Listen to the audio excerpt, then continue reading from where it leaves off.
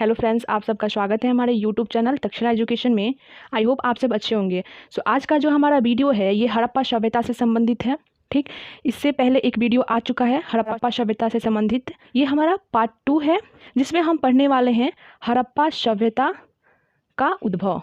हड़प्पा सभ्यता का हम उद्भव पढ़ने वाले हैं। पहले हड़प्पा सभ्यता का पार्ट 1 आ चुका है। अगर आप उसे नहीं देखे हैं तो उसे जाकर जरूर देखें। ओके, अगर आप अभी तक हमारे चैनल को सब्सक्राइब नहीं किए हैं और उसके बेल आइकन को नहीं दबाए हैं तो उसके बेल आइकन को दबाएं और सब्सक्राइब करें। आने वाले जो भी न्यू वीडियो होगा हमारा, उसका आपको मोबाइल पर नोटिफिकेशन आ जाएगा और आप उसे टाइम पे का हेल्प उठा पाएंगे।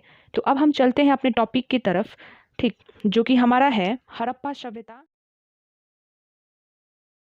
ओके, जिसमें हमको पढ़ना है हड़प्पा सभ्यता का उद्भव। मतलब हड़प्पा सभ्यता का उद्भव कैसे हुआ इसको हम जानते हैं। और ये उद्भव स्टार्ट करने से पहले जैसे कि हमको बता दें, हड़प्पा के जो भौगोलिक स्थल हैं जिसको हम मैप पे देखने का प्रयास करेंगे और उसके काल का निर्धारण कैसे हुआ। ठीक, जैसे कि हम 2500 ईसा पूर्व से लेकर 1750 ईसा पूर्व तक माना जाता है, तो ये काल कैसे इसका निर्धारण किया गया इसको हम समझेंगे।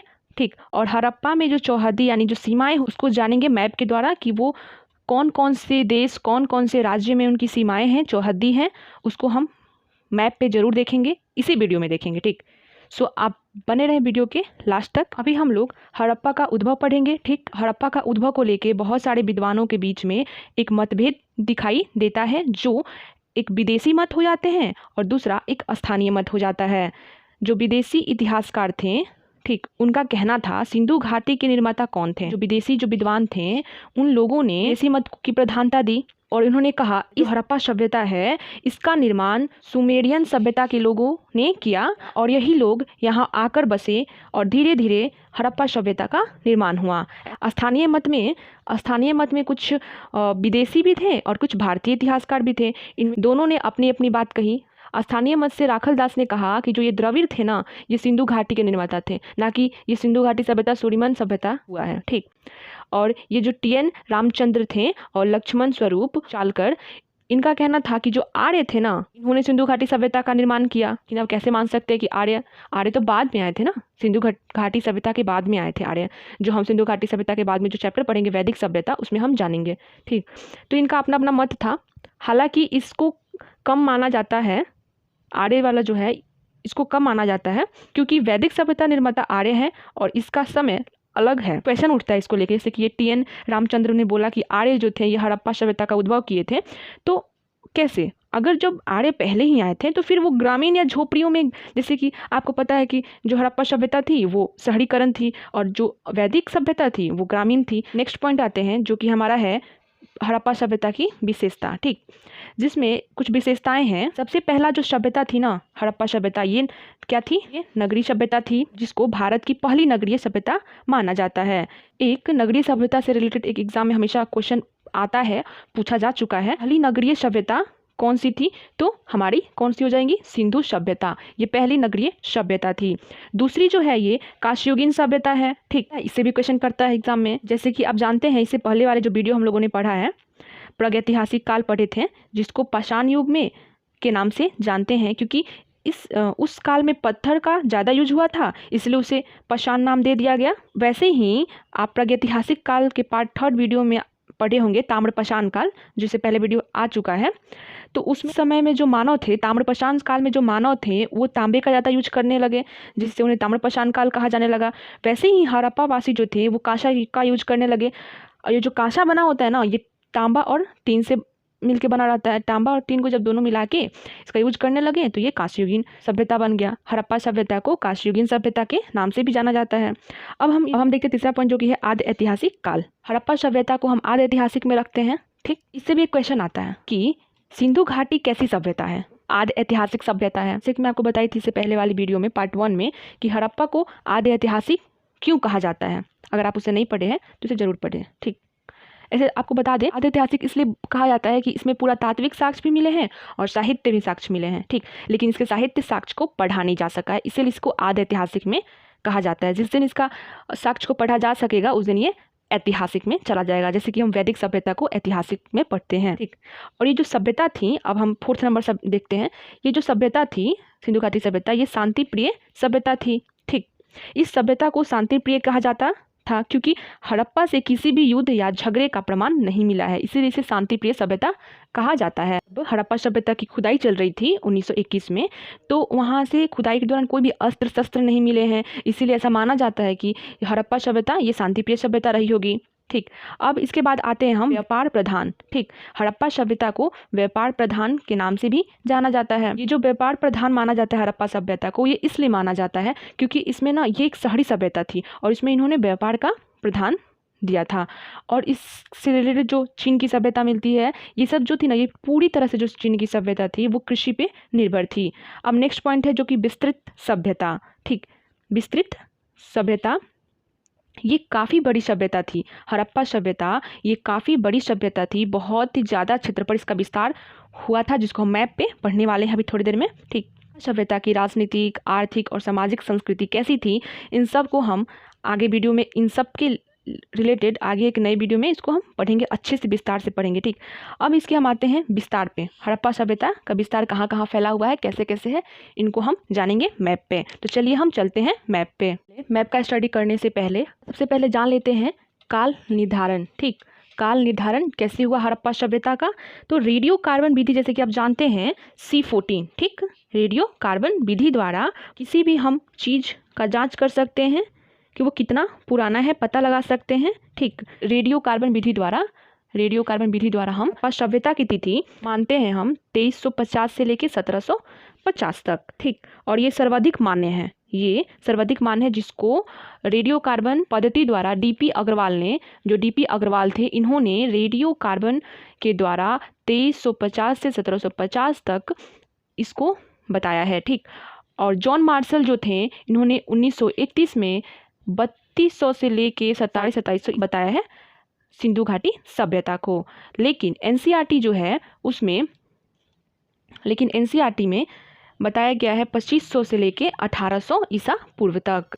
ठीक, तो हम 2500 से लेके 1800 ईस्वी तक ही हम मानेंगे हड़प्पा सभ्यता को, क्योंकि NCERT के हिसाब से हमें चलना है। ठीक, तो आप याद रखिएगा 2500 से लेके 1800 के बीच हड़प्पा सभ्यता का काल था, ये NCERT में लिखा हुआ है। ठीक, तो ये तो हमारा हो गया हड़प्पा सभ्यता का काल निर्धारण। और अब हम देखते हैं हड़प्पा को मैप पे। ओके, तो ये हमारा हो गया भारत का मैप, जिस पे हम हड़प्पा सभ्यता का विस्तार पढ़ने वाले हैं।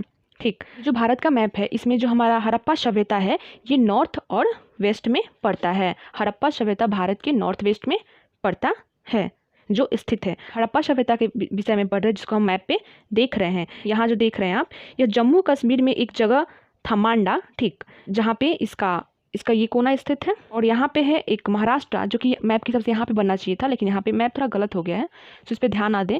ठीक, तो महाराष्ट्र में एक जगह है दाइमाबाद, उसका ये दक्षिणी हिस्सा पड़ता है। और यूपी में आलमगीरपुर, जिसका ये पूर्वी हिस्सा, और इधर सुत का गोंडर, जो कि बलूचिस्तान में पड़ता है। जैसे कि देख रहे हैं, जो उत्तरी इसका जो सीमा है हड़प्पा सभ्यता का, जो ये जम्मू कश्मीर में एक मांडा जगह है, वहाँ पे फैला हुआ है। फिर इधर पूरब में यूपी में जो एक जगह है आलमगीरपुर, यहाँ पे है इसका पूर्वी हिस्सा। और उत्तरी हिस्सा जो कि मैप में यहाँ पे गलत बन गया, मैप पे ध्यान नहीं दीजिए, ये सिर्फ हड़प्पा सभ्यता के पे ध्यान दीजिए। तो यहाँ पे ऐसे आना चाहिए था, लेकिन ये यहाँ पे आया है। तो महाराष्ट्र में दाइमाबाद एक जगह है, जहाँ पर इसका दक्षिणी हिस्सा, और बलूचिस्तान जो कि इधर पाकिस्तान अफगानिस्तान पड़ता है, जो भारत की उत्तर पश्चिम में स्थित है, वहाँ पे सुत का गेंडोर स्थित है। ठीक, ये जो जम्मू कश्मीर में मांडा, और महाराष्ट्र में दाइमाबाद, और यूपी में आलमगीरपुर, और बलूचिस्तान में सुत का गोंडोर, इन चारों को मिलाने पे ना भारत में, ठीक, त्रिभुजाकार टाइप का इसका मैप बनता है। ठीक, जो आप इस तरह देख रहे हैं। ठीक, ये आपके मेंस में भी, ये जो आप मैप देख रहे हैं, ये आपको मेंस में जब आपको आंसर राइटिंग करना होगा तो ये आपको काफ़ी हेल्प करेगा। ठीक, और ये आपको ऑब्जेक्टिव में भी, जैसे आप मैप पे पढ़ रहे हैं, तो आपको ये सब चीज़ याद होते जा रहा है। ठीक, तो ये आपके यहाँ से ऑब्जेक्टिव भी कवर होते जा रहा है और मेंस भी कवर हो रहा है। तो इसको अच्छे से पढ़ें, इसे देखें, इससे आपको एग्जाम में बहुत ही हेल्प मिलेगा। तो इसकी क्या सीमाएँ हैं, क्या इसकी चौहद्दी है, इस पर हम देखते हैं। ठीक है, उससे पहले हम इसको जान लेते हैं कि जो हड़प्पा सभ्यता है ना, ये ना था 13 लाख वर्ग किलोमीटर तक फैला हुआ था। ठीक, ये चारों कोण को मिलाते हैं तो ये त्रिभुजाकार बनता है इस प्रकार से। ठीक, इससे संबंधित 3-4 पॉइंट इंपॉर्टेंट है जिसको आप याद रखिएगा। ये भारत में उत्तर से पश्चिम में स्थित है, जो कि 13 लाख वर्ग किलोमीटर लगभग है। ये इतना है, ठीक, लगभग, लेकिन इसको हम एग्ज़ाम में भूल सकते हैं, इसलिए नॉर्मली आप 13 लाख ही माने। एनसीईआरटी बुक में 13 लाख दिया हुआ है, सो एनसीईआरटी को फॉलो कीजिए। ठीक, और जो ये सभ्यता है, ये जैसे जैसे इसके स्थल मिलते जा रहे हैं, इसका आकार और इसके संबंध में अलग अलग जो भी बुक है वो बताते हैं कि 14 लाख 15 लाख, लेकिन आप एनसीईआरटी को ही फॉलो कीजिए, 13 लाख वर्ग किलोमीटर ही होगा। ठीक, तो आप इस स्थिति में सिर्फ एनसीईआरटी को ही फॉलो कर सकते हैं। ओके, सिंधु सभ्यता को थोड़ा इस प्रकार देखने का हम प्रयास करते हैं। इसमें हम सिंधु सभ्यता का सीमा चौहदी को देखेंगे, ऐसे इस तरीके से देखेंगे। ठीक, तो इस तरह से ये 4 सीमा रेखा का निर्धारण करती है। सिंधु सभ्यता 4 सीमा रेखा का निर्धारण करती है। अब अगर इसमें देखा जाए नॉर्थ से साउथ, ठीक, उत्तर से दक्षिण की तरफ, तो ये हमारा 1400 किलोमीटर तक फैली हुई है, और वेस्ट से ईस्ट यानी पश्चिम से पूरब तक तो 1600 किलोमीटर तक फैली हुई है। ठीक, हड़प्पा सभ्यता का जो नॉर्थ हिस्सा है वो जम्मू कश्मीर में जो एक मांडा जगह है वहाँ पर स्थित है, जो चिनाब नदी के तट पर स्थित है। ठीक, और पूरब में आलमगीरपुर जो कि हिंडन नदी पे स्थित है और जो यूपी के मेरठ जिले में है। ठीक, और अब दक्षिण में देखते हैं, तो दक्षिण में जो है महाराष्ट्र स्थित है, जिसके नर्मदा नदी पर दाइमाबाद इसका दक्षिणी सीमा पड़ता है हड़प्पा सभ्यता का। अब हम वेस्ट की तरफ बढ़ते हैं, तो वेस्ट में सुतका गेंडोर जो बलूचिस्तान में पड़ता है, जो दासक नदी पर के किनारे स्थित है।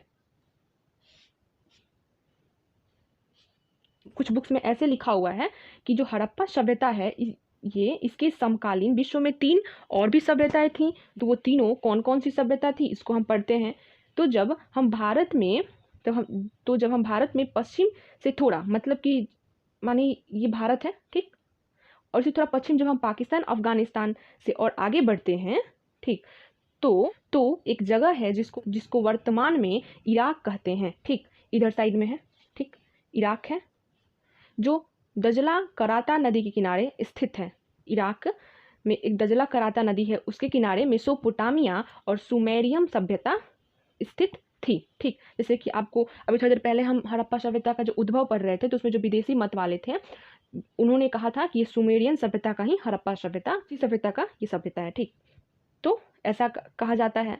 फिर जब उसे थोड़ा सा और आगे बढ़ते हैं, ठीक, तो वहाँ पे अफ्रीका स्थित है, जिसमें एक मिस्र सभ्यता पाई जाती है जो नील नदी के किनारे स्थित है। ठीक, मिस्र सभ्यता पाई जाती है जो नील नदी के किनारे स्थित है। अगर मिस्र की सभ्यता और मेसोपोटामिया को जोड़ दिया जाए तो भी इन दोनों को मिला के भारत की सभ्यता इनसे बड़ी थी। ठीक, और एक और सभ्यता थी जो कि चीन की सभ्यता थी, जो हांगहो नदी घाटी की से प्रसिद्ध है।